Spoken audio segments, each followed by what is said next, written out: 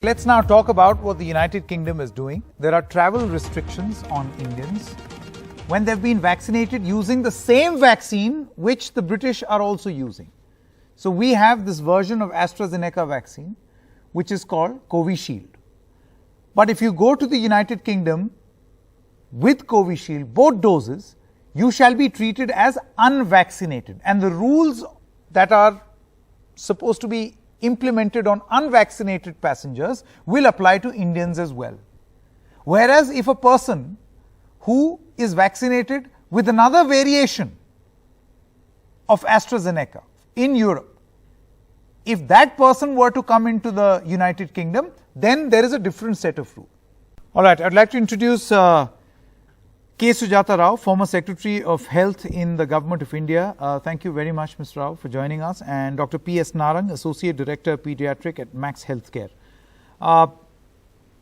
Ms. Rao, let me begin with you first.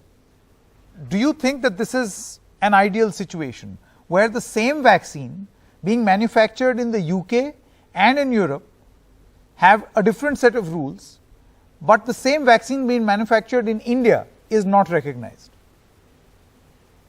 Totally bizarre, as somebody has said, and it's very unreasonable because, as you said, it's the same as the vaccine that has been manufactured in India.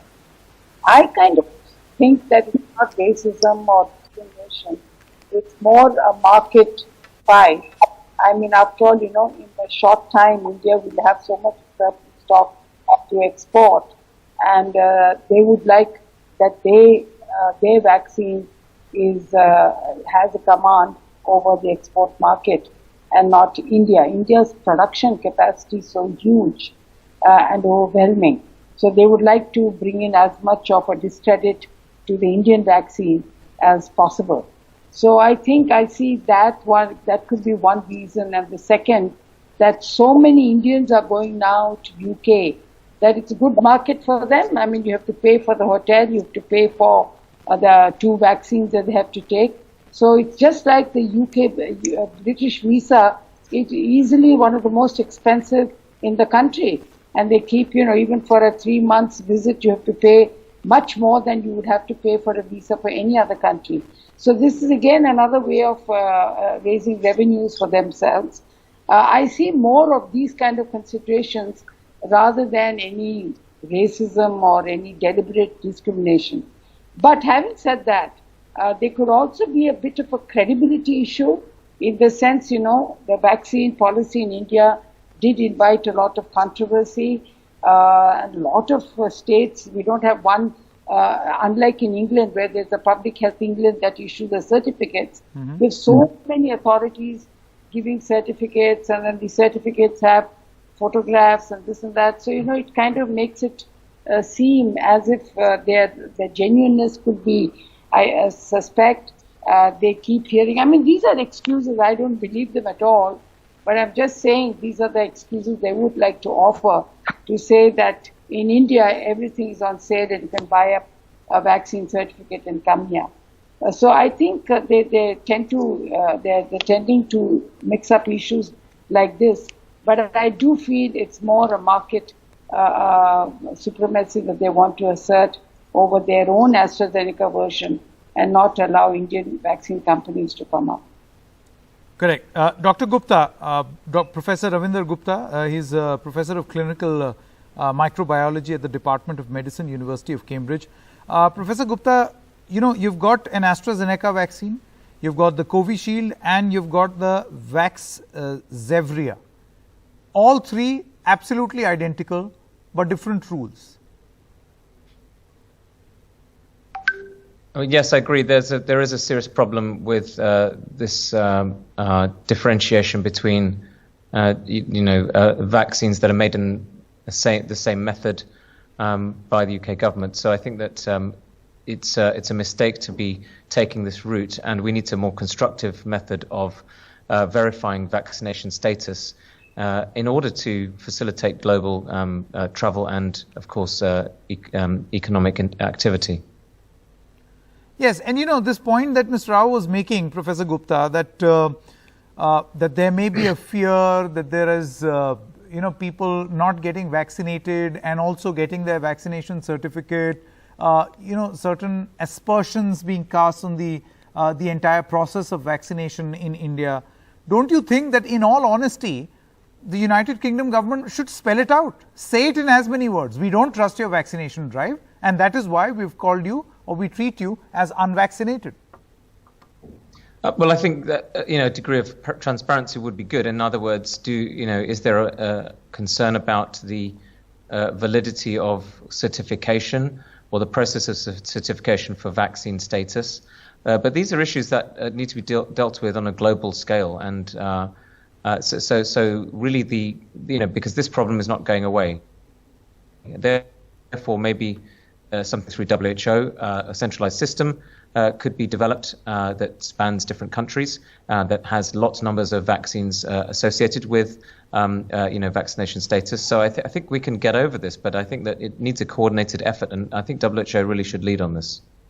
All right, Dr. Narang, there is also this whole issue of how much it costs Indians to go and get quarantined. So they're fully vaccinated, right? They have the certificates, but they'll have to go for a quarantine also. Now that is expensive. Yes. Do you remember earlier on, Indian students were being made to pay an exorbitant amount of money for an institutional quarantine, which was very expensive, a huge burden on them, despite the fact that they're fully vaccinated. And also the tests that are being conducted, and now this is the latest information that we are getting, it costs an exorbitant 22,500 rupees, around 222 pounds, to get yourself tested there. The same test in India is for, if you were supposed to get 3 RT-PCR tests for your results, in India it will cost 2,700 rupees. Everything is expensive, and you've forced Indians that, number one, we won't recognize you. Number two, you will have to pay up for all these expensive tests and quarantine also. Sanket, it's very good you have brought this topic today at this NDTV platform. Actually, I am at the moment in UK, and I came 10 days ago, and I have taken not 3, I have taken 4 tests, 1 before coming in India, and I have taken 3 tests on day 2, 5 and 8. And today is the 10th day, and although I was able to do home quarantine, but it was expensive to do the test here. The 3 tests has costed me around 20,000. It's not only the test, it's a mental trauma, because 80 crore people in India have been vaccinated, and you cannot say that 80,000 are fake.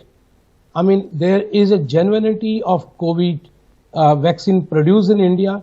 India is able to export vaccine abroad, and a lot of countries are depending on India for the vaccine. And the whole program is good. And as far as the expenses are concerned, well, countries-wise expenses can be different, but the mental trauma that you need to be at home, or you need to be in a hostel, or you need to be in a hotel, it's something when you are vaccinated is very, very difficult for anybody to digest, because all these vaccines are approved by the European medical agencies, and 12 countries or more than 12 countries in Europe are recognizing our vaccine. So we should be looking at the same treatment in UK as well. Absolutely. Dr. Narayan, you're the Director of Global Health Alliance in the UK. Dr. Narayan, India is the vaccine capital to the world. We manufacture a whole lot of vaccines, right? And it goes out all over the world. With this sort of attitude, are we to assume that if tomorrow the United Kingdom were to need vaccines manufactured by India, they will not go for it because they don't trust them? Thank you, Sanket, for having me on the show. I would just like to clarify one thing here. We know, I mean, it is very, very frustrating that whatever we are dealing with at the moment, especially for Indian students who are coming to the UK, that they have to go under quarantine and 2 to 3 tests in the UK. But at the same time, you must understand that UK is again trying to establish and strengthen its relationship with India. India is a very important strategic partner for UK post-Brexit. All the government agencies in the UK government and the universities in the UK, they all want Indian students to come to the UK. So they will never try to do something to dampen that mood, that attitude, and obviously nothing is being done, especially to target India or Indian students or Indian citizens. I think there are some technical issues. One, that the Serum Institute did not publish their immunogenicity data till 2 to 3 weeks ago. There were some reports in the press in the UK as well that there are some states in India where fake vaccines have been found, fake reports have been found. I'm not saying that the UK government has taken that into consideration, but at the same time, you have to understand that the NHS is under a lot of burden. We are having 40,000 positive cases. Number of deaths have started to go up. Number of admissions have started going up gradually. It is also responsibility of the UK government to take and keep the citizens of UK safe. So possibly there are some technical issues, and I'm very much aware that both the governments are discussing at the foreign ministry level and health ministry level to sort out this issue. And I'm very certain that in the next few days or within next 1 week, they should be sorted. Yes, Dr. Narayan, to some of your points, I'm sure you're aware that this same vaccine was exported to the UK from India and administered to citizens of the United Kingdom. And now we have a situation where the same United Kingdom, which was happy to vaccinate its own citizens using this Indian vaccine, now does not recognize this Indian vaccine. I mean, it's very, very hard to understand this rule. What is this? I completely take your point. And for a general public, it is very frustrating to understand that the same vaccine being given in the UK, for example, I possibly got the same vaccine which was made in a Serum Institute in India. And if I come to India today, and if I fly back to India, then I won't possibly need to have the PCR test or to quarantine possibly. But as I said that there are some technical issues like the bridging data, the immunogenicity data, which was supposed to be published by the Serum Institute, it took a long time. And so have governments spoken about this? Has the United Kingdom expressed this at a diplomatic forum, or taken this up with India? Officially, obviously, it has not happened because, again, if it would have happened officially, it would have come in the news. But I'm aware that there are ongoing discussions between the health and the foreign ministry to sort this out very, very soon. Sure. Ms. Rao, do you think that the key over here is honesty? For the United Kingdom to say, look, there's some problem that we have from reports, we are not very happy with it.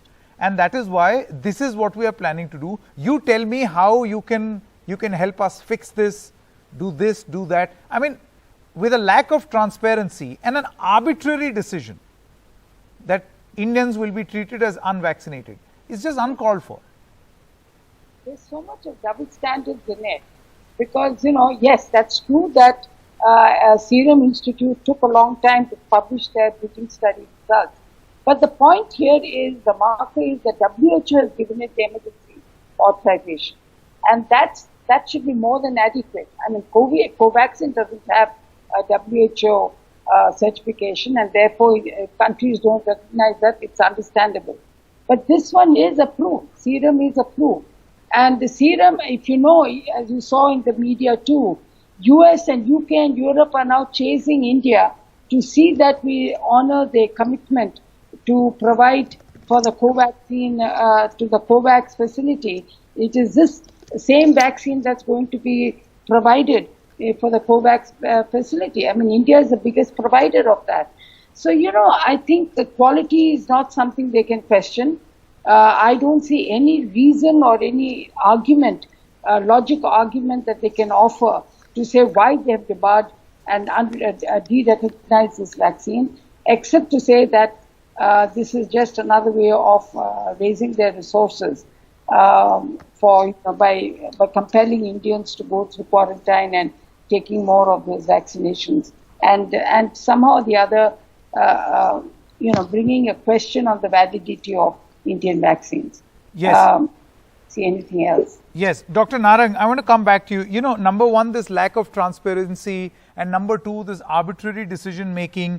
Do you feel that apart from humiliating, the process of or the vaccination drive, one of the largest in the world, you're also humiliating and creating hurdles for individuals like you. Say, for instance, if someone were to come into the UK, imagine the hardships, imagine the trouble. Yeah, I totally agree with you, Sanket, that basically all this process of a science, of the process of manufacturing vaccine, it is not just a simple thing. It goes through all paraphernalia. Most of the things are checked at every single level. I mean, not only one, maybe 100 quality controls are done before releasing the vaccine. So they should not be saying that Covishield made in India is anything inferior. I mean, we have had good results and we've taken the vaccine. And I agree, if somebody has to come urgently to UK like this, I mean, my children live here, so it will be a big trouble. I mean, going through all the process again. And we should have some transparency and we should have honesty saying that, I mean, all manufacturing in India is done at a very good level. And I worked in England as well as worked in India. And I see the stringent rules which were followed at my Max Healthcare for the giving of vaccine. So I totally agree that vaccine should be recognized, and person who have taken both the vaccine will promote other persons to take the vaccine anywhere in the world, so that the whole travel thing becomes easier and we should live the normal life again as we have been living about 1.5 years ago. Professor Gupta, if this is a concern that there are some media reports of fake vaccines or fake certificates, do you think that, I'm sure, you know, we all are aware and we can see it right here, if there is an act of corruption, it will be visible and it will be spoken about, however much governments may not like it. But to focus on some isolated case somewhere and make it an issue of national policy for the United Kingdom, that, you know, we have read some report in some little corner of a newspaper and thus we'll declare all Indians unvaccinated. Do you think this is a wise form of going about things? Yes, I think I agree with that. Using small examples of fake vaccines is not a reason to have such a policy.